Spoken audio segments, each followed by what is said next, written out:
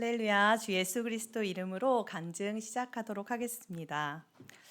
얼마 전에 제가 학교에서 동료들과 함께 내년에 저의 이제 거취에 대해서 이야기를 나누었었는데요.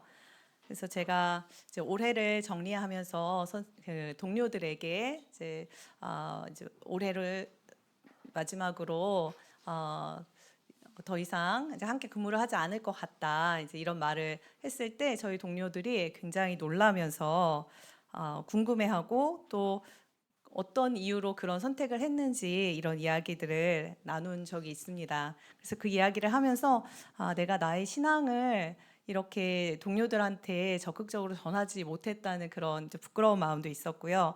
또 한편으로는 동료들을 제가 되게 아끼고 되게 좋아하는 사람들인데 그런 좋아하는 사람들에게 하나님을 전하지 못했다는 그런 안타까운 마음이 들면서 이걸 좀 전할 기회가 있으면 좋겠다라는 생각을 했습니다. 그러던 중에 이경주 집사님께서 저에게 이번 전도 초청 집회의 간증을 좀 부탁을 하셨고요. 그래서 저는 이것이 저의 신앙을 저희 동료들한테 전하고 또 이 행사에 초청할 수 있도록 주신 소중한 기회라는 생각이 들어서 그때부터 기도를 시작했습니다. 첫 번째는 제가 하나님께 영광 돌리는 그런 간증을 할 수 있기를 기도했고요. 두 번째는 학교에 그 동료들을 좀 이렇게 초대하는 과정이 순탄하기를 기도했습니다. 네, 이 모든 과정 속에서 제가 지금 이 자리에 이렇게 간증을 하게 되었는데 안타깝게도 오늘 저의 이제 동료들은 오지 않은 것 같습니다. 그런데 그럼에도 불구하고 제가 동료들에게 빠짐없이 다 초청장을 전하고 또 그 이야기를 전한 것만으로도 저는 되게 기쁘더라고요. 한 명 한 명에게 이렇게 초청장에 대해서 이야기를 하면서 물론 제가 그 학년실의 부장이기 때문에 자칫하면 마치 꼭 이렇게 윗사람의 개념은 아니지만 학교에서 윗사람의 개념은 아니지만 좀 그런 느낌으로 받아들여질까봐 되게 조심스러웠는데 그래도 다들 그 초청장을 받아주시고 또 저희 신앙에 대해서 한 번 더 이야기를 해주셔서 감사한 마음이 들었습니다. 이 모든 과정을 인도하신 하나님께 감사드리며 또 오늘 제가 드리는 이 간증을 통해서 하나님께 하나님만 홀로 영광 받으시기를 소망합니다. 믿기시지 않겠지만 어렸을 때 어린 시절에 저는 굉장히 대범하고 개구진 아이였다고 합니다. 지금의 저를 보면 아무도 믿지 않으시잖아요. 근데 제가 어렸을 때 제가 크는 모습을 봤던 저희 이모님이나 그런 분들은 아마 기억하실 거예요. 그래서 온몸에 상처투성이에 갖은 사고를 다 일으키며 다니던 저의 모습에 대해서 간혹 이야기를 하시는데 그런데 제가 기억하는 저의 어린 시절은 굉장히 소심하고 겁도 많고 굉장히 소극적인 그런 아이였습니다. 특히 제가 어린 시절부터 죽음에 대한 생각을 굉장히 많이 하면서 자랐는데요. 초등학생 때부터였던 것 같아요. 제가 기억하는 첫 죽음은 병아리의 죽음이었는데요. 학교 앞에서 파는 병아리를 요즘엔 볼 수 없지만 저희 시대에는 학교 앞에서 병아리를 팔았거든요. 그래서 그 병아리를 사다가 키웠는데 그 병아리가 어느 날 잠시 밖에 내놓은 사이에 고양이가 그 병아리를 물어가 버린 거예요. 그래서 상자에 그 병아리의 솜털만 남아 있는데 그걸 보고 정말 한참을 울었던 기억이 납니다. 그래서 제가 기억하는 첫 죽음은 다시는 볼 수 없다는 그런 상실감 그리고 지켜주지 못했다는 죄책감 뭐 이런 것들이었는데요. 근데 그 후에 얼마 지나지 않아서 거의 비슷한 시기였던 것 같은데요.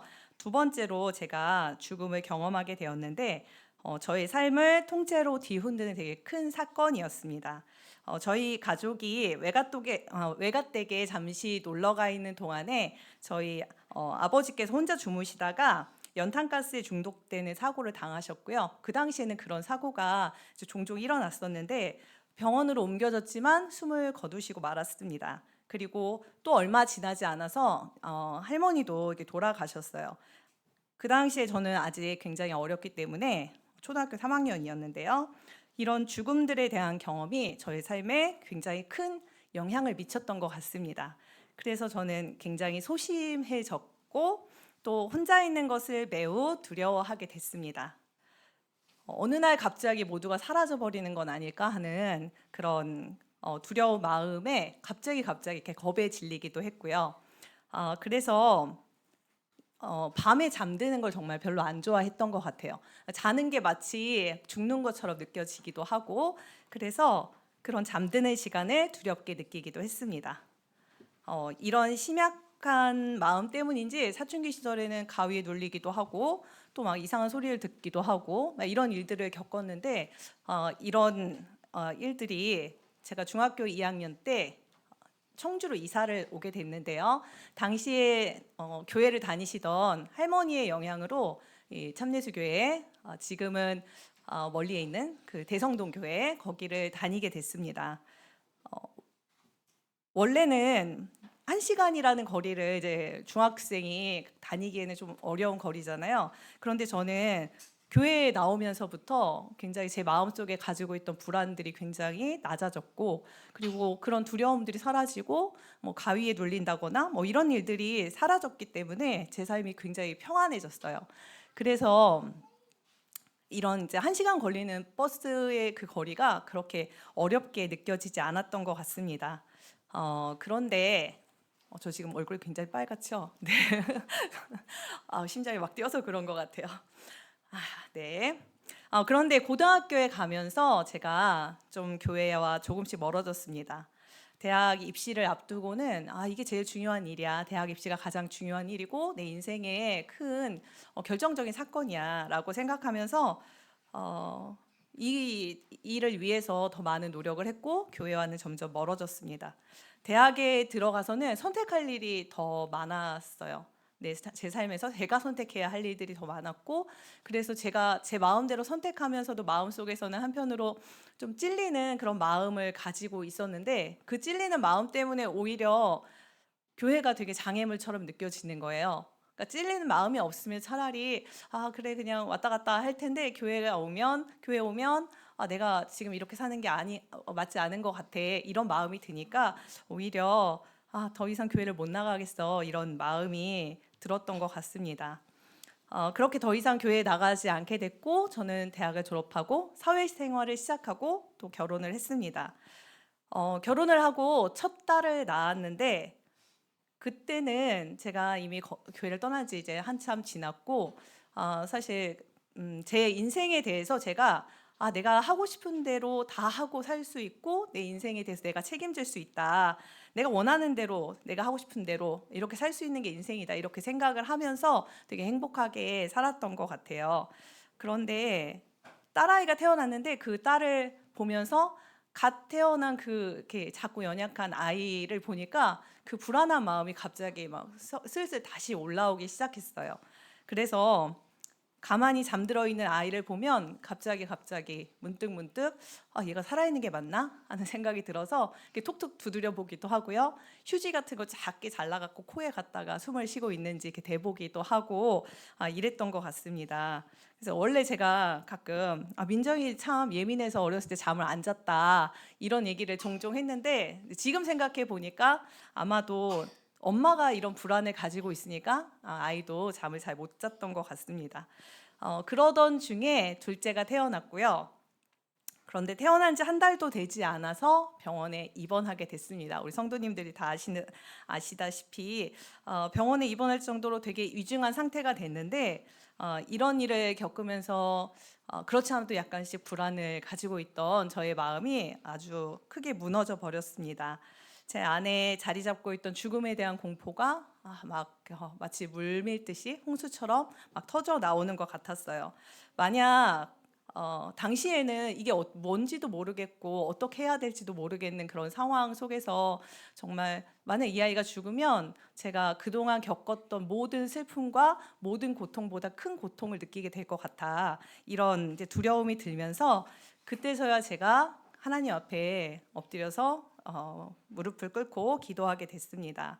그래서 생명이라는 게 얼마나 작고 쉽게 부서지는 것인지 이걸 실감하면서 제가 자신만만하게 살고 있는 것 같았지만, 사실은 모래 위에 지은 그런 사망이라는 모래 위에 지은 아주 위태로운 집이었구나 내 삶이 이런 것을 생각하게 되었습니다. 많은 분들께서 우리 청주교회에서 정말 많은 분들께서 기도해 주시고 위로해 주셨는데 덕분에 둘째는 무사히 퇴원을 하게 됐고요. 이 일로 저희 부부는 하나님 앞에서 살아야겠다는 결심을 하게 됐습니다. 그래서 얼마 지나지 않아서 남편과 자녀들은 세례를 받게 됐습니다. 돌아보면 그 후로도 그게 시작이었어요. 그게 끝이 아니라 그걸 시작으로 해서 저희 아들은 정말 자주 저희 가정을 놀래켰는데요. 기억하시겠죠? 여민이가 아주 어렸을 때 오늘 제가 검색해보면 2016년이더라고요. 초등학교 입학하기 전인데요.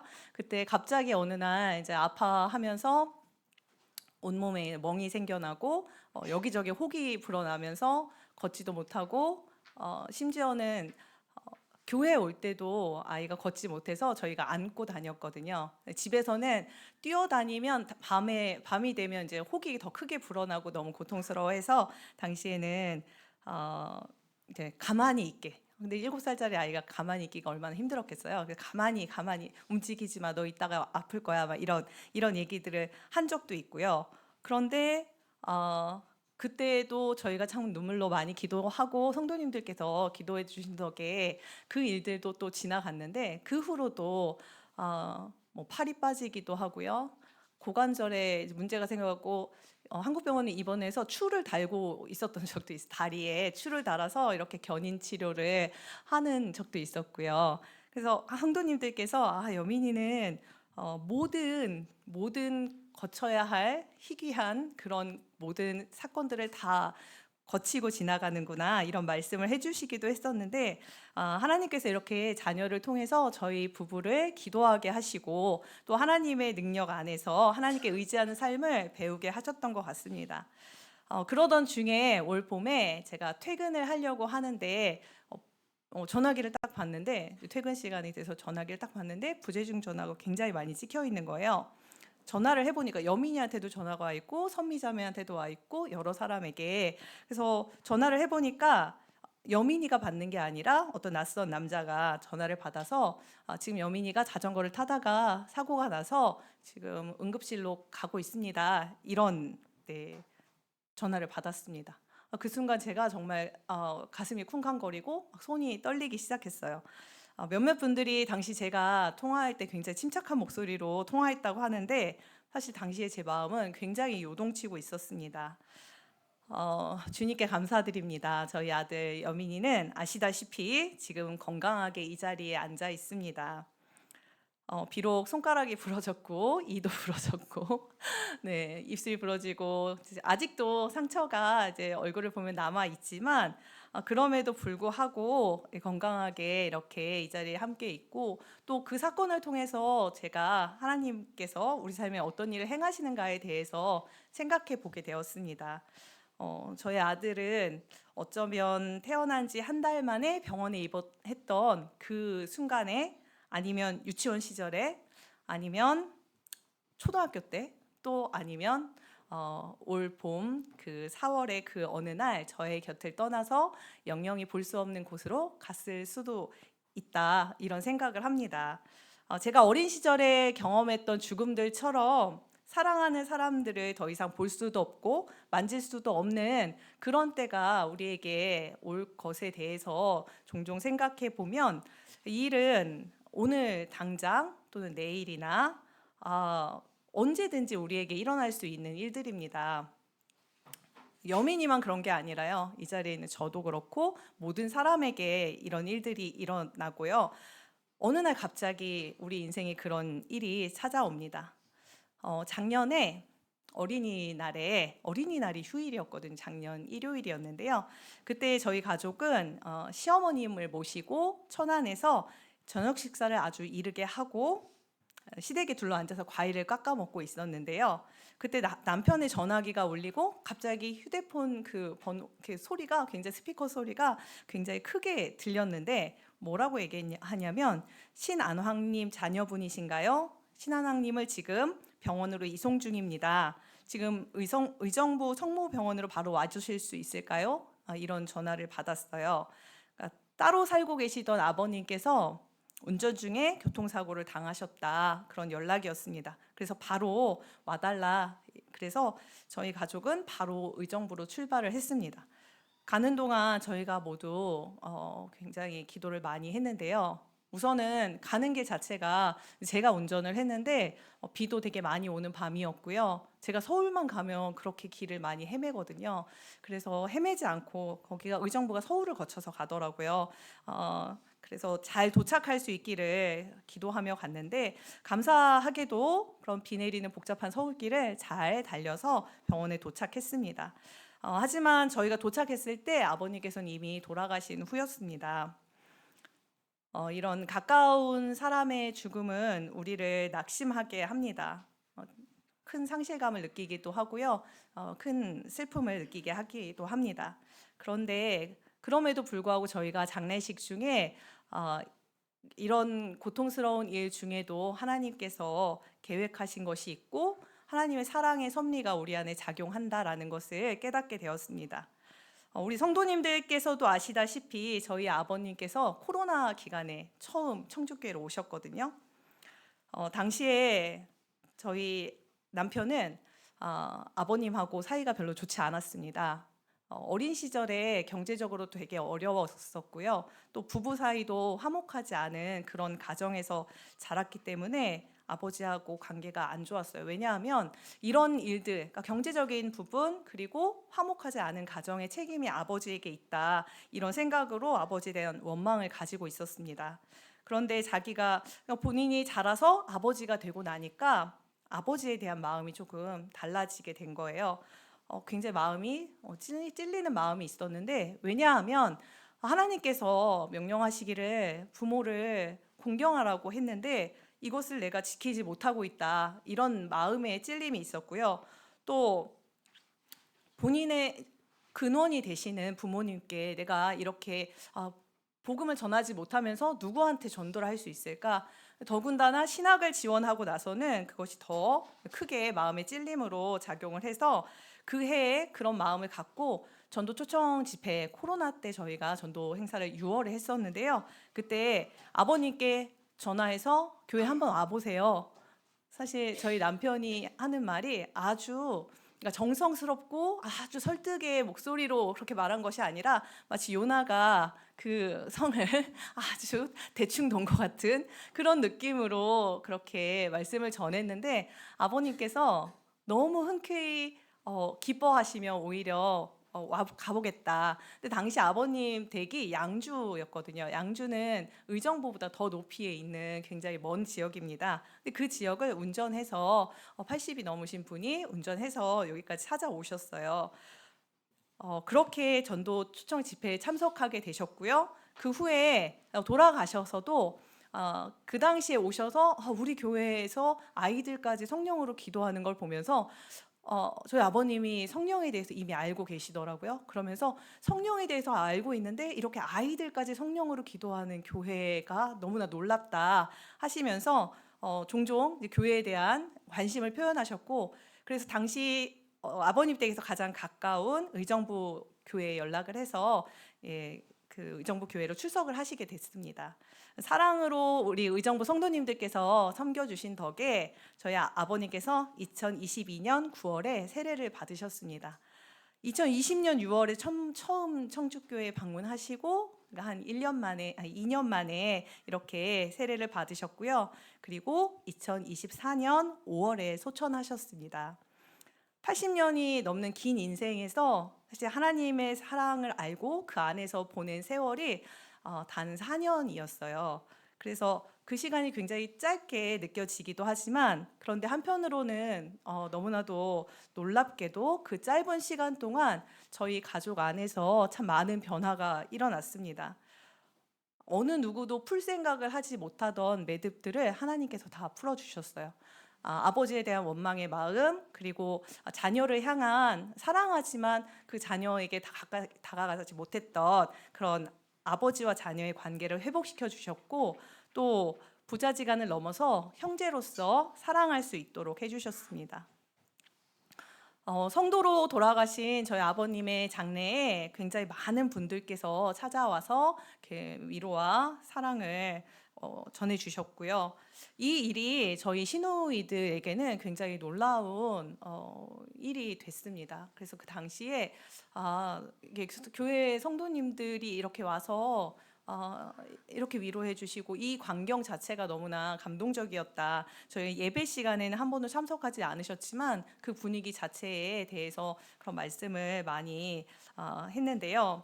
아직은 저희 시누이들과 또 저희 시어머님이 저희 교회에 대해서 마음을 다 열지는 못했지만 언젠가는 모두 함께 주님을 섬기는 그런 복을 누릴 수 있기를 계속해서 기도하고 있습니다.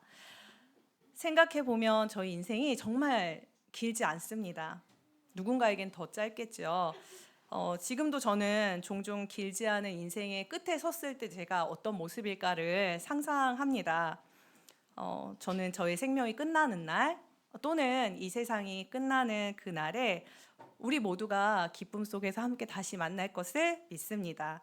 하나님께서 제게 어린 시절부터 가지고 있던 그런 죽음에 대한 두려움을 다 해소시켜 주시고 죽음을 두려워하지 않는 평안을 저에게 주셨습니다. 그리고 단지 그것이 그냥 잊어버리는 평안이 아니라 그것이 무엇인지 생각하지 않는 그래서 평안한 것이 아니라 그분 안에서 죽음을 준비하는 삶이 얼마나 복되고 귀한 것인지에 대해서 깨닫게 하셨습니다. 제가 살아갈 동안 짧은 삶이지만 무엇이 가장 가치 있는 삶일까 고민하게 하셨고 그래서 저의 삶을 이렇게 인도하고 계심에 너무나 감사드립니다. 저와 우리 성도님들이 주 안에서 복을 누리다가 마지막 날에 기쁘고 평온하게 후회 없이 주님 앞으로 갈 수 있기를 소망합니다. 그리고 이 자리에 초대되어 오신 우리 사랑을 아마 담뿍 받아서 이 자리에 오셨을 많은 초대받으신 분들께서도 예수님의 사랑을 알고 그 안에서 행복한 인생을 살다가 우리 다 함께 그 마지막 날에 다시 한번 만날 수 있기를 소망합니다. 모든 영광을 하나님께 돌리며 간증 마치겠습니다.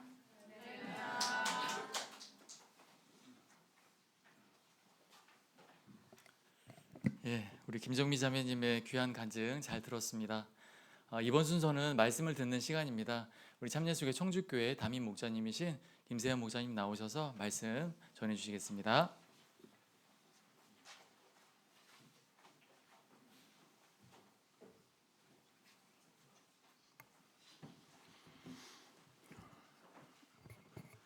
할렐루야. 예수 그리스도 이름으로 하나님 말씀 함께 나눈 시간 갖도록 하겠습니다.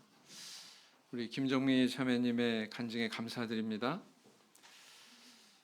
죽음이라고 하는 것은 어찌 보면 그 인간에게 가장 큰 고통의 뿌리다 이렇게 이야기할 수 있겠습니다. 우리가 질병에 걸린다거나 아니면 어떤 장애를 앓는다거나 하는 것은 어찌 보면은 죽음으로 나아가는 과정이다 이렇게 표현할 수가 있어요. 나이가 들면은 아프고 병원 가는 횟수가 점점 늘어나죠. 고장 나는 것도 많아지고 그게 이제 심화되고 깊어지면 결국은 죽음을 맞이하게 되지 않습니까? 어느 누구도 이 현상에서 벗어날 수가 없다. 어느 누구도 예외가 없다라는 것입니다. 그래서 이 자매님이 간증하신 대로 인간은 이 죽음에 대해서 두려워할 줄 알아야 되고 그리고 또 그것을 준비할 줄 알아야 된다라는 것입니다. 죽음을 준비한다.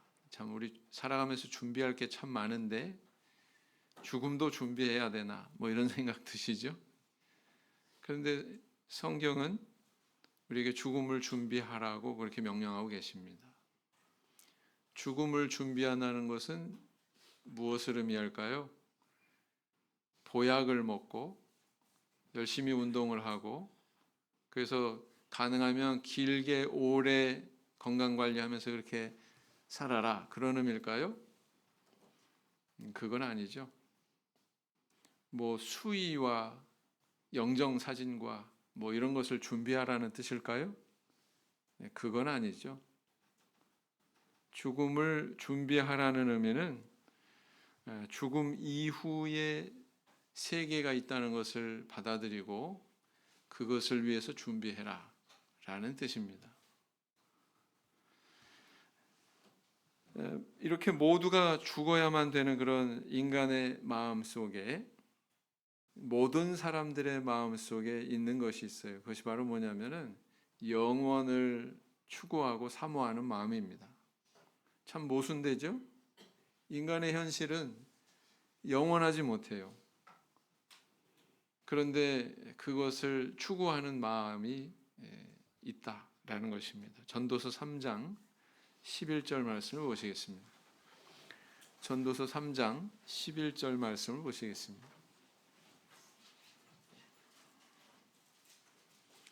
전도서 3장 11절 제가 읽겠습니다. 하나님이 모든 것을 지으시되 때를 따라 아름답게 하셨고 또 사람에게 영원을 사모하는 마음을 주셨느니라. 그러나 하나님의 하시는 일의 시종을 사람으로 측량할 수 없게 하셨도다. 사람에게 뭘 주셨다고요? 영원을 사모하는 마음을 주셨다. 이렇게 이야기하고 있습니다. 오늘 이 자리에 오신 우리 구도자님들, 내세에 대해서 어떤 생각을 가지고 살고 계십니까? 사람이 죽으면 뭐 그걸로 끝이지 뭐 별다른 것이 있겠어? 근데 성경은 그렇게 이야기하지 않죠. 성경은 분명히 우리에게 별다른 형태로 우리가 존재한다 이렇게 이야기하고 있습니다. 우리의 육신은 썩어지지만 우리의 영혼은 사라지지 않는다 이렇게 이야기하고 있죠. 그래서 만약에 그것을 우리가 인식을 한다면, 만약에 그것을 믿고 받아들인다면 우리는 어찌해야 될까요? 모든 사람이 죽어서 참 좋은 곳에 갈 수 있다면 얼마나 좋겠습니까? 그러나 성경은 그렇게 이야기하고 있지 않다라는 거예요. 어떤 사람은 천국에 이르게 되지만 다른 사람들은 이 지옥이라고 하는 곳에 이르게 돼서 영원한 고통에 처하게 된다 이렇게 이야기하고 있습니다. 히브리서 9장 27절 히브리서 9장 27절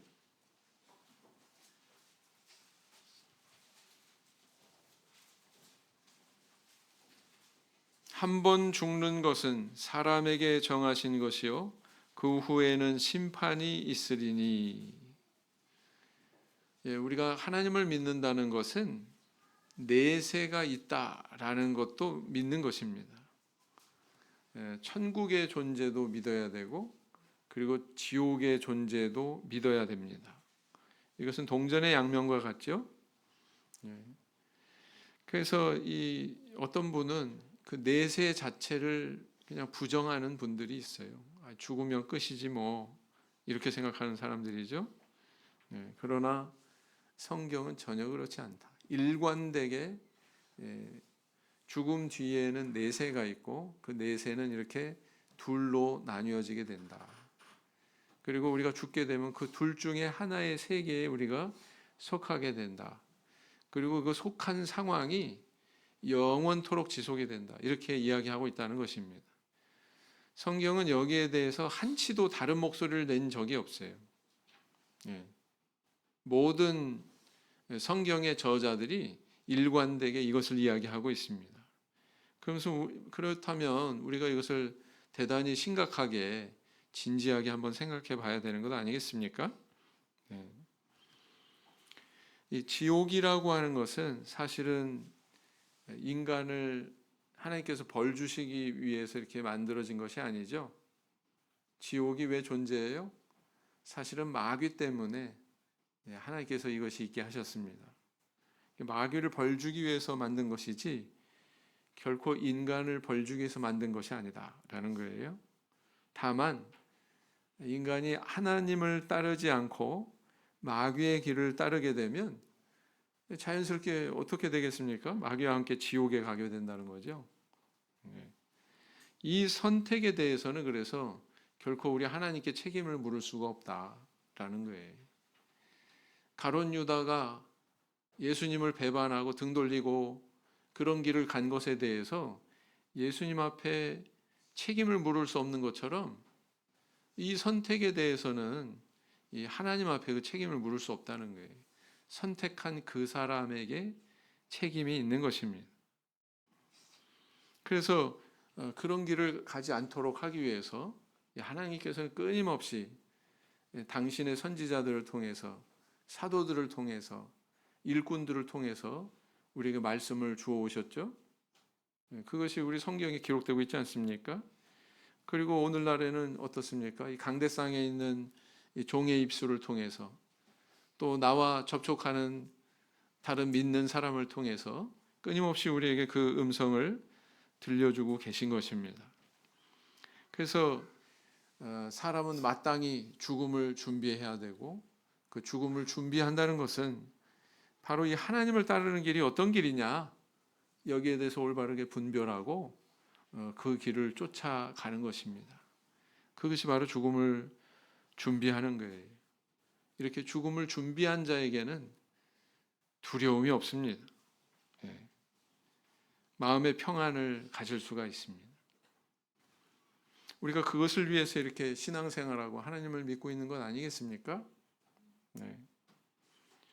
그래서 이 죽음의 저주에서 벗어나려면 가장 먼저 자기 자신이 하나님 앞에 죄인이다, 이것을 인정하셔야 됩니다.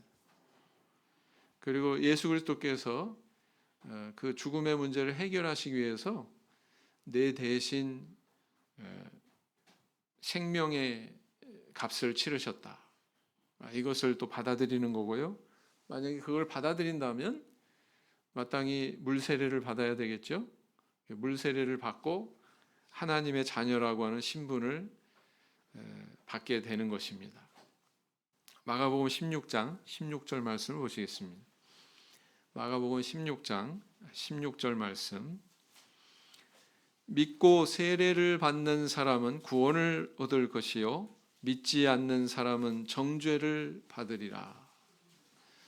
마치 천국과 지옥 두 가지를 언급하는 것처럼 이 세례라고 하는 것을, 물세례라고 하는 것을 언급하면서 구원과 정죄를 같이 언급을 하고 있습니다.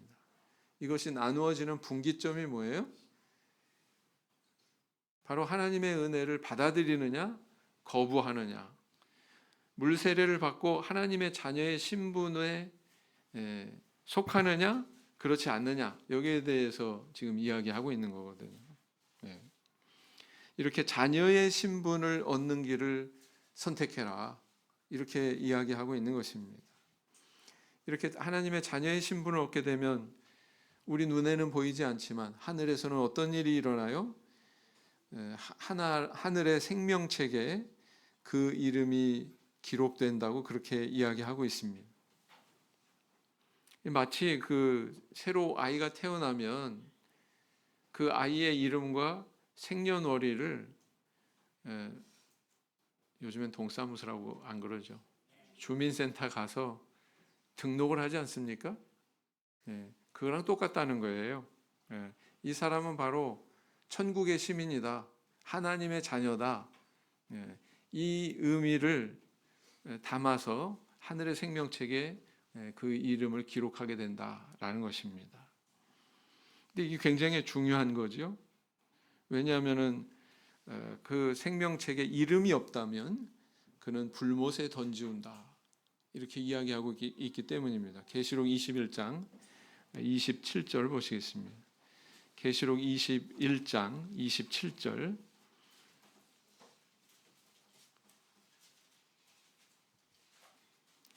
무엇이든지 속된 것이나 가증한 일 또는 거짓말하는 자는 결코 그리로 들어오지 못하되 오직 어린 양의 생명책에 기록된 자들 뿐이라. 무슨 뜻이에요? 어린 양의 생명책에 기록된 자들만 들어간다, 이런 뜻 아니겠습니까? 그렇죠? 그 다음에 계시록 20장 15절 말씀을 보시겠습니다.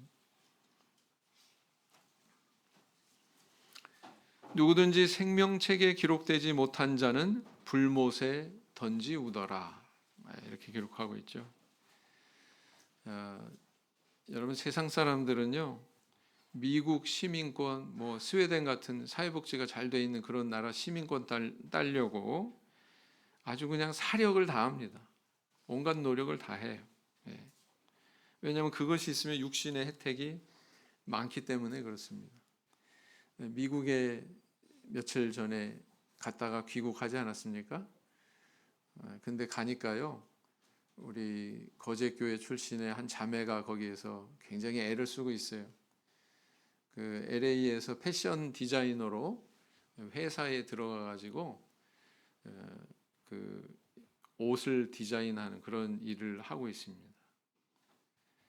근데 가니까 뭐 아파트가 굉장히 작아요. 목양실보다 한 1.5배 큰 면적밖에 안 되는데 뭐 한 달에 월세가 뭐 2,500불.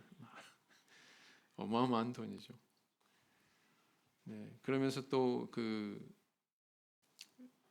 영주권이 없는 사람은 정상적인 급여를 제대로 받지 못한답니다. 한 60%? 정상적인 급여의 60%? 그러면서 참 애쓰고 있어요. 그래서 언제쯤 영주권이 나오냐? 그러니까 내년쯤 나올 것 같아요.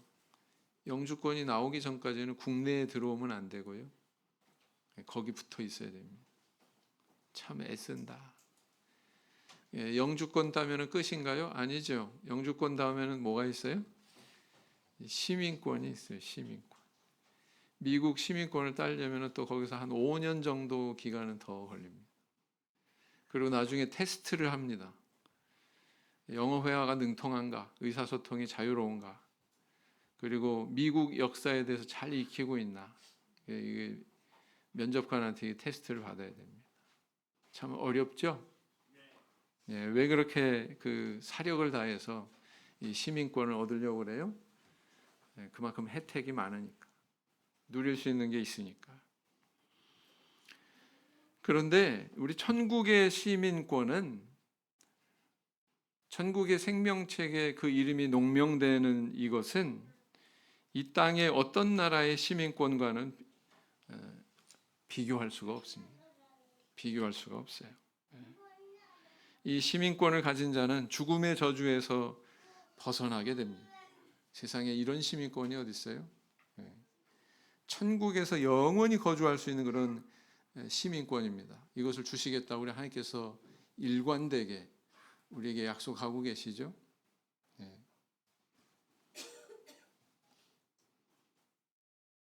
미국 교회에 한 자매님이 돌아가셨을 때 그 죽음 앞에 한 형제가 체험한 그런 간증입니다. 반유라고 하는, 우리 한국 사람은 아니에요. 반유라고 하는 그런 형제의 간증입니다. 2021년 2월에 작성한 간증이죠. 저는 아내 옆에 서서 모든 형제들이 향진자매에 관해 다가가는 것을 지켜보았습니다. 그 순간 향진자매 어머니께서 관을 끌어안으면서 큰 소리로 울고 계셨습니다. 그 모습을 보는 모든 성도분들에게도 엄청난 고통과 슬픔이었습니다. 갑자기 눈물이 뺨을 타고 흘러내리기 시작했습니다. 나는 돌아서서 아내에게 속삭였습니다. 향진자매 어머니가 이 큰 고통과 슬픔을 이겨낼 수 있도록 내가 도울 수 있거나 할 수 있는 일이 있다면 주저없이 기꺼이 하겠다고 말했습니다.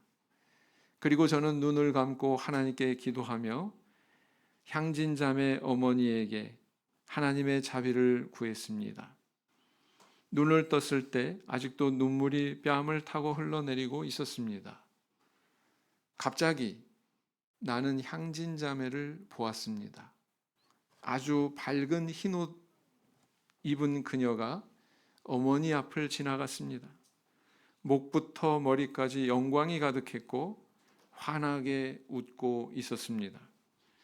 그런 다음 그녀는 저에게 부탁하기를 어머니, 아버지, 형제, 자매 포함하여 모든 자녀에게 자신이 너무 즐거웠고 자신의 삶도 완성되었다고 말을 전해달라고 했습니다.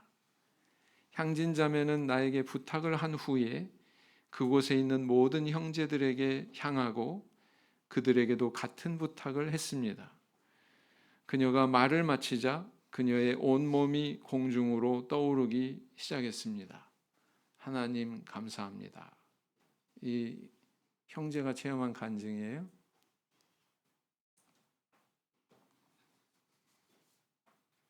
이 자리를 찾아주신 구도자님들, 그리고 우리 먼저 믿으신 우리 성도님들, 이 땅에서의 삶의 기간은 이렇게 영원한 천국에 들어가기 위한 유일한 기회입니다. 인생은 참 짧지요. 네, 그래서 유수와 같다, 또는 화살과 같다, 여러 가지로 표현합니다. 그리고 이 짧은 인생 동안 우리에게 기회라는 것은 그렇게 항상 찾아오지 않아요. 기회도 대단히 한정되어 있습니다. 이 자리에 발걸음하셨다고 하는 것은 하나님께서 팔을 벌리신 거예요. 하나님께서 관심을 보이고 계시다는 뜻입니다. 네, 그래서 이렇게 하나님의 인도와 은혜로 이 자리에 오신 모든 분들 죽음을 준비하실 수 있기를 바랍니다. 김정미 자매님의 시부 신안황 성도님은 이렇게 하나님께서 특별히 섭리하셔서 천국으로 이렇게 인도해 주셨구나 라는 거 우리 간증을 통해서 확신할 수 있지 않습니까? 네. 그래서 부디 우리 구도자님들, 먼저 믿으신 우리 성도님들, 죽음의 때가 이르기 전에 예수님을 따르고 그분의 뜻을 쫓아 살아갈 수 있는, 그래서 그 이름이 하늘의 생명책에 농명되는 모든 영혼들 되시기를 예수님 이름으로 기원드립니다. 묵상 기도하시겠습니다.